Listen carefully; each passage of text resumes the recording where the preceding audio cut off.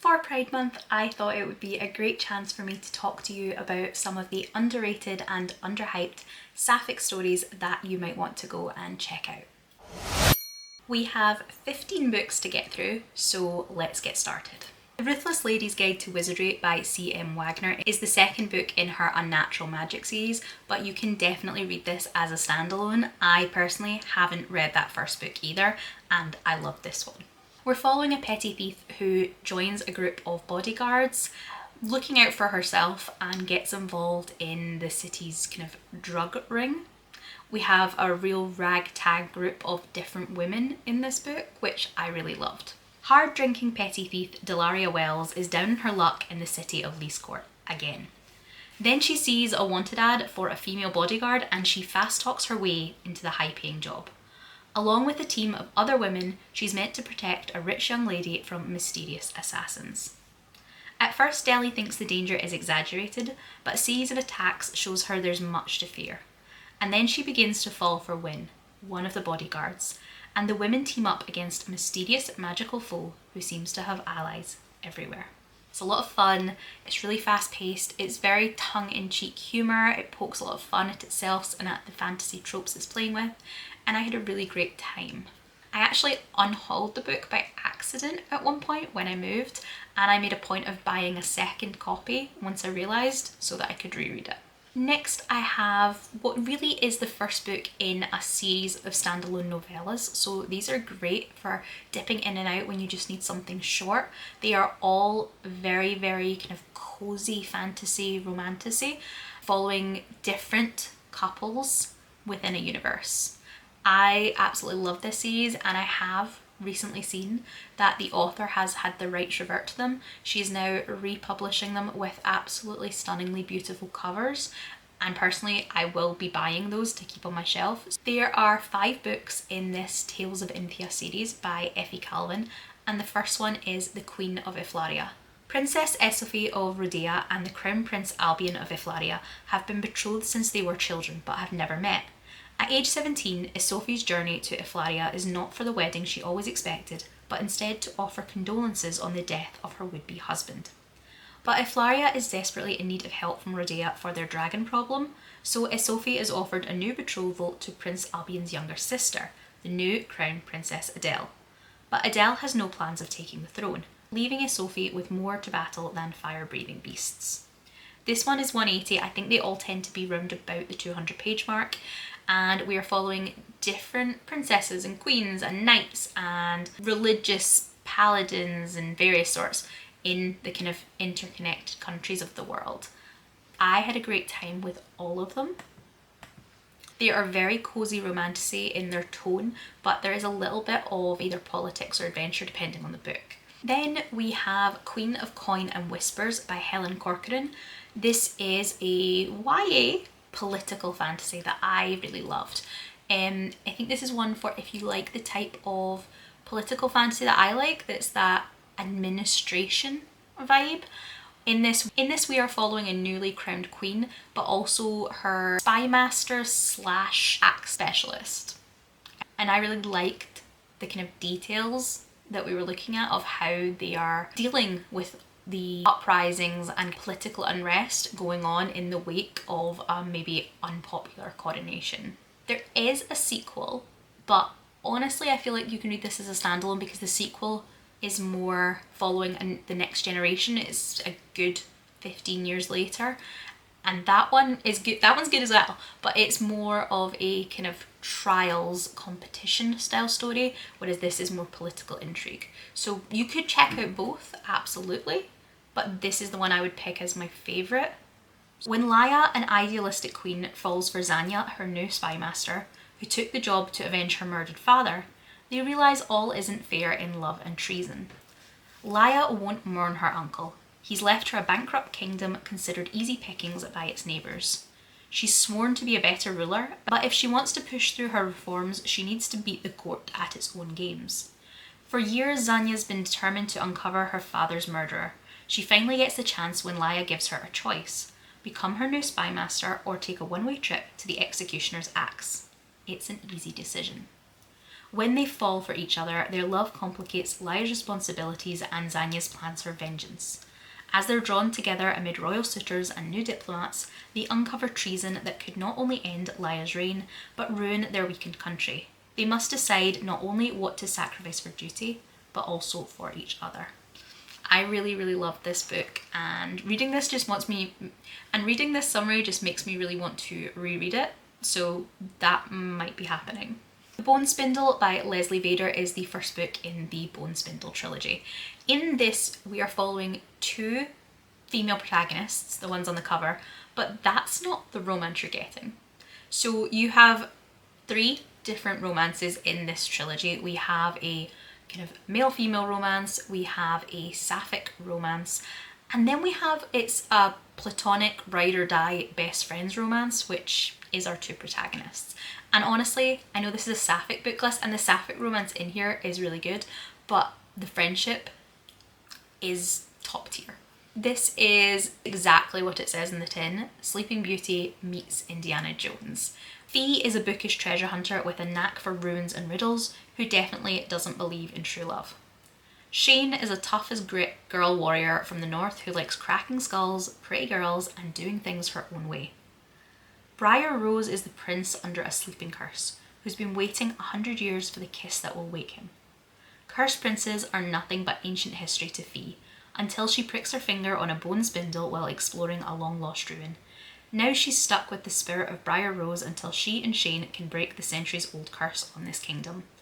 Dark magic, witch hunters, and bad exes all stand in their way, not to mention a mysterious witch who might end up stealing Shane's heart, along with whatever else she's after.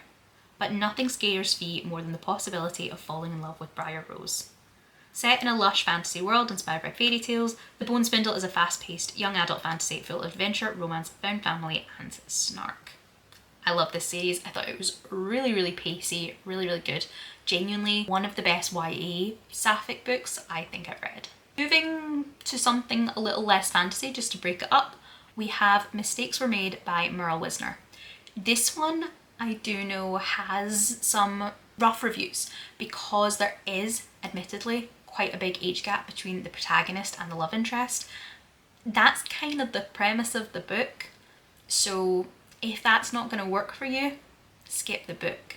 But I love this. I gave it 5 stars, and it's actually, the contemporary romance angle is not something I thought I would like. Almost all of the elements are things I didn't think I would like. It's all about a college setting romance, and that just, I wasn't expecting to love this as much as I did. When college senior Cassie spends her Friday evening at an off-campus bar, she isn't looking for a hookup. It just happens. Buying a drink for a stranger turns into what should be an uncomplicated, amazing one-night stand. But then the next morning rolls around and her friend drags her along to meet her mum, who turns out to be the hot older woman Cassie just slept with. Erin was meant to spend the weekend getting closer to her daughter, not having a one-night stand. But despite her better judgment, Erin and Cassie get along on the day just as well as they did last night. What should have been a one-time fling quickly proves impossible to ignore, and soon Cassie and Erin are sneaking around. Worst of all, they start to realise they might really have something real, but is being honest about the love between them worth the cost? So, like I say, the best friend's mum trope, not one I've seen before, and if that's not gonna work for you, that's totally fine, but I really enjoyed it. And actually now I'm thinking it's another one I might want to reread, which I think might be a recurring problem in this list, but we keep going. This one is maybe not as underrated or under talked about as all the other books on the list. In fact, it's highly hyped. It's a book talk darling, but I don't know that the sapphic element of it is talked about as much as the way it kind of exploded the cozy fantasy genre. This is Legends and Lattes by Travis Baldree. It is now technically the first in a series, but you absolutely can read it as a standalone because that's the way it started. And personally, I've read this one 3 times. I don't particularly like the sequels, so it's fine to treat it as a standalone. This is about an orc called V who has decided to hang up her sword, her fighting ways, and open her own little cafe coffee shop. And then we have some found family, the friends she meets along the way. After a lifetime of bounties and bloodshed, V is hanging up her sword for the last time. The battle-weary orc aims to start fresh, opening the first ever coffee shop in the city of Thun. But old and new rivals stand in the way of success, not to mention the fact that no one has the faintest idea what coffee actually is. If Viv wants to put the blade behind her and make her plans a reality, she won't be able to go it alone. But the true rewards of the uncharted path are the travellers you meet along the way, and whether drawn together by ancient magic, flaky pastry, or a freshly brewed cup, they become partners, family, and something deeper than she could have ever dreamed. Now, this is the epitome of cosy fantasy. It doesn't really have much more plot than Viv wants to open a bakery, but I love it. I love it. And every time I've read it, I have come out desperate for cinnamon rolls. Like, it's a problem. A Restless Truth by Freya Marske is the second in the Last Binding trilogy. Technically, each book in this series follows a different couple, so I suppose they're standalones in a sense. And the story is fairly contained. You do get, a beginning, a middle and end. You could just read this book because it is the only Sapphic book in the trilogy. But I personally think the trilogy as a whole is fantastic, and there is a really prevalent overarching story going on. So I think you should read all three. But you probably could get away with just reading this one if that was what you wanted. We are following Maud, whose brother got wrapped up in wizardly politics, and Maud has been sent off to look for something. The whole book is set aboard a cruise ship, and it is just, of the trilogy, this one is just really fun. It's a kind of wild ride. You have lots of chaos and mayhem happening aboard ship, and I think it's my personal favourite of the trilogy. Maud Blythe has always longed for adventure.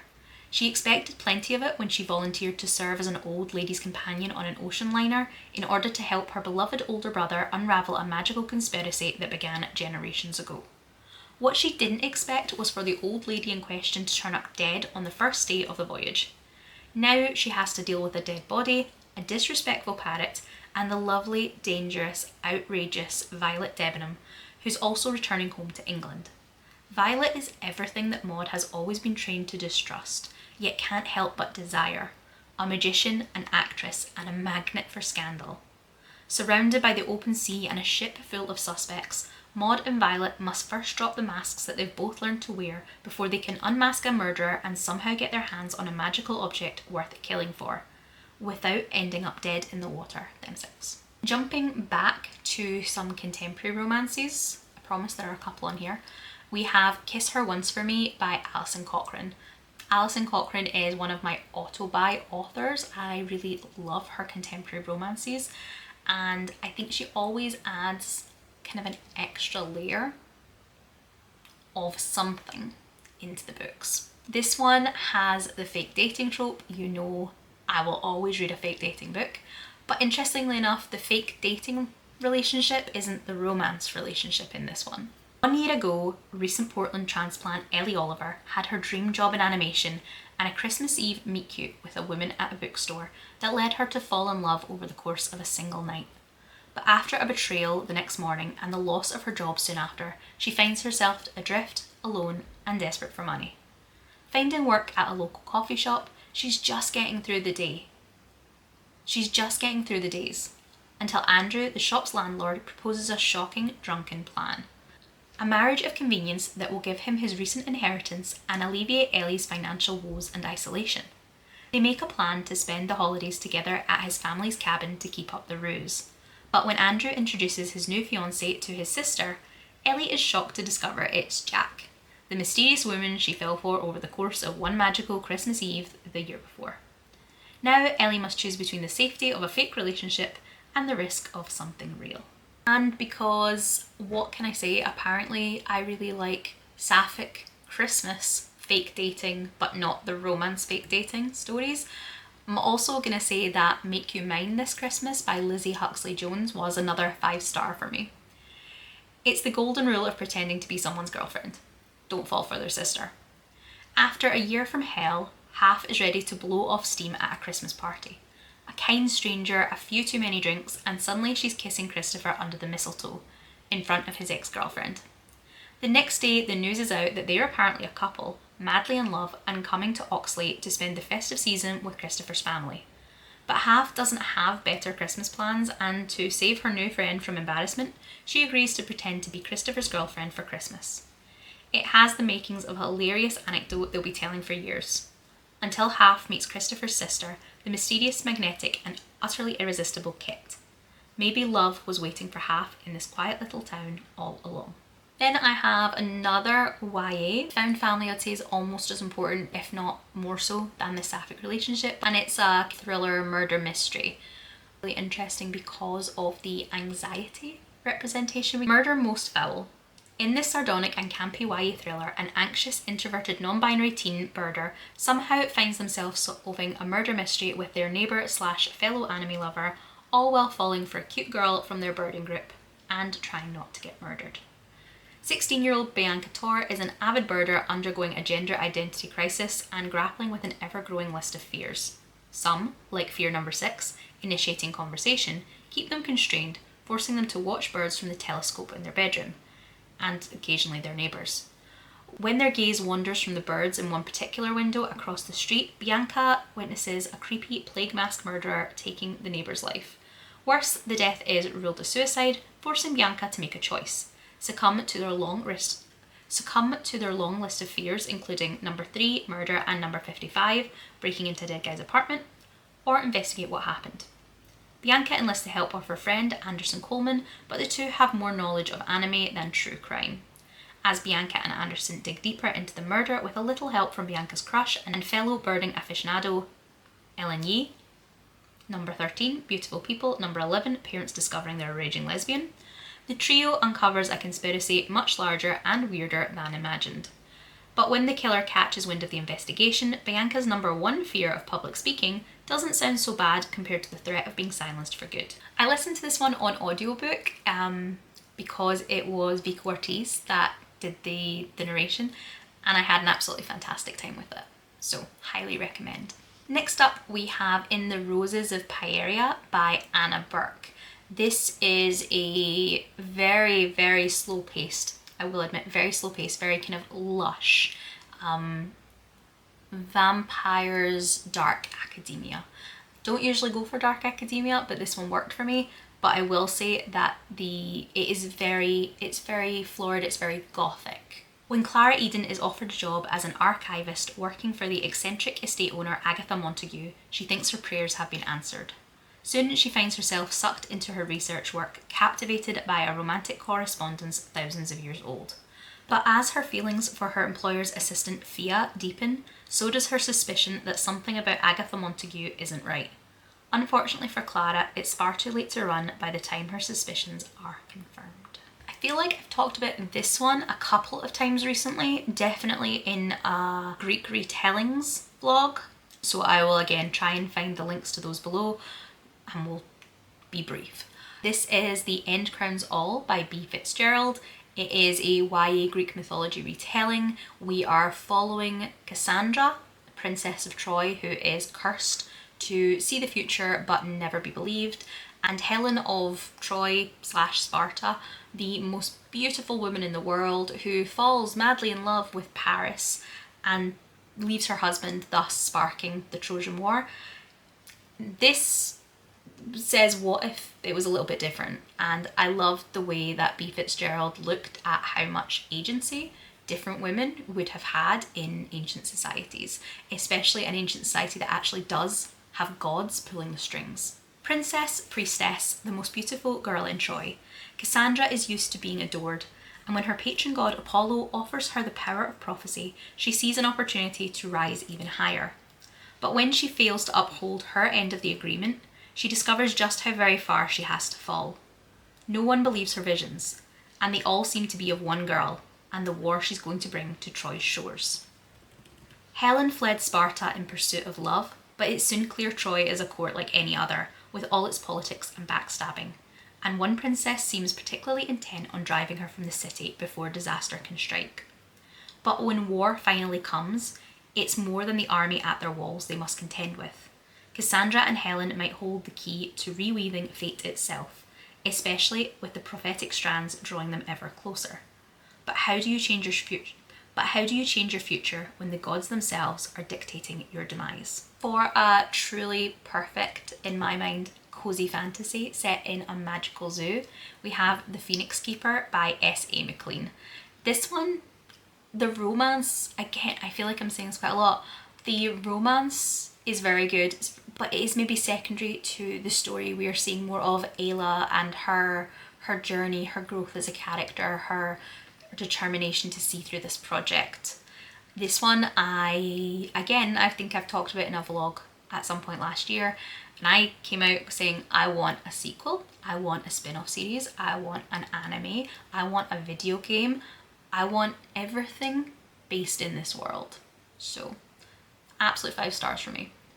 As head Phoenix Keeper at the world-renowned zoo for magical creatures, Alia's childhood dream of conserving critically endangered firebirds seems closer than ever. There's just one glaring caveat. Her zoo's breeding program hasn't functioned for a decade. When a tragic phoenix heist sabotages the flagship initiative at a neighbouring zoo, Ayla must prove her derelict facilities are fit to take the reins. But saving an entire species from extinction requires more than stellar animal handling skills. Carnivorous water horses, tempestuous thunderhawks, mysterious dragons, Ayla has no problem wrangling beasts, but mustering the courage to ask for help from the hotshot griffin keeper at the zoo's most popular exhibit? Virtually impossible. Especially when that hotshot griffin keeper happens to be her arch rival from college, Luciana, an annoyingly brooding and insufferable know-it-all with the face of a goddess, who's convinced that Ayla's beloved phoenix would serve their cause better as an active performer rather than as a passive conservation exhibit. With the world watching and the threat of poachers looming, Ayla's success is no longer merely a matter of keeping her job. She's the keeper of the phoenix and the future of the species. And her love life now rests on her shoulders. I'm tentative to recommend this one because it is the first in a duology and I haven't read the second half yet. So my 5-star rating counts entirely for this first book. I have incredibly high hopes of the second, but just so you know, I haven't read it yet. This is The Gilded Crown by Marianne Gordon, and it is the first book in the Raven's Trade duology. In this, we are following a necromancer as she gets sucked into the religious turmoil and political intrigue of a city while she is being kind of manipulated by the queen and her granddaughter. The relationship in this is completely toxic, and I loved every minute. The first time Helivyr visited death, she was 10 years old. Since she was a little girl, Helivyr has been able to raise the dead. Every creature can be saved for a price demanded by the shrouded figure who rules the afterlife, who takes a little more from Helivyr with each soul she resurrects. Such a gift can rarely remain a secret. When Princess Sulavane, sole heir to the kingdom's throne, is assassinated, the queen summons Helivyr to demand she brings her granddaughter back to life. But once is not enough. The killers might strike again. The princess's death would cause a civil war, so the queen commands that Helivyr remain by her side. But Sulavane is no easy woman to be bound to, even as Helivyr begins to fall in love with her. With the threat of war looming, Helivyr must trade more and more of herself to keep the princess alive. But death always takes what he is owed. This one was such an unexpected, surprising delight to me. I read it during a chapter of various arcs, and honestly I had expected this to be one of the ones that went out first, and it was the one that I stuck with through the whole vlog, and as I said, ended up being absolutely 5 stars. It's very, very dark and lush. It really gives you what you want in necromancy books. A lot of books with necromancers don't go dark enough for me, and this one really does, and the romance kind of fits with that. The romance in this one is very, very minor, more so setting up, I think, for the sequel, but I do love how unapologetic it is in not being all sunshine and roses. And quite honestly, Sulavane is not a great person, and I found that fascinating. And finally, we have Failure to Communicate by Kaya Sutterby. This is the first book in her Xandri Corallel duology. This is sci-fi, and you know that I struggle with sci-fi, so if I'm saying I liked it, there's a lot going on. I will say it's very soft sci-fi, and to me it felt maybe like an episode of Star Trek The Next Generation versus something with a much more hard sci-fi setting. We're following a Xeno liaisons officer, so she's all about studying culture and society and the differences therein. So I personally ate that up and had a great time. The sequel does something similar, but I really liked the looking at different cultures in the space setting. As one of the only remaining autistics in the universe, Xandri Coralel has faced a lot of hardship, and she's earned her place as the head of Xeno Liaisons aboard the first contact ship Carpathia. But her skill at negotiating with alien species is about to be put to the ultimate test. The Anmarelli, a notoriously reticent and xenophobic people, have invented a powerful weapon that will irrevocably change the face of space combat. Now, the Star Systems Alliance has called in Xandri and the crew of the Carpathia to mediate. The Alliance won't risk the weapon falling into enemy hands, and if Xandri can't bring the Anmarelli into the fold, the consequences will be dire. Amid sabotage, assassination attempts, and rampant cronyism, Xandri struggles to convince the doubtful and honorary Anmarelli. Worse, she's beginning to suspect that not everyone on her side is really working to make the Alliance a success. As tensions rise and tempers threaten to boil over, Xandri must focus all her energy into understanding the one species that has always been beyond her own. So those are 15 of my most underrated Sapphic romances. I hope that there's something here for everyone, whether you're looking for contemporary or fantasy, young adult. I think they're all brilliant and I would recommend any one of them. In fact, there's probably quite a few here I'm gonna want to reread now. Let me know if you have any thoughts on any of these. Let me know if you have any questions, and let me know what your favourite Sapphic book is. Thank you for watching, have a great Pride Month, and I will see you in future videos. Goodbye.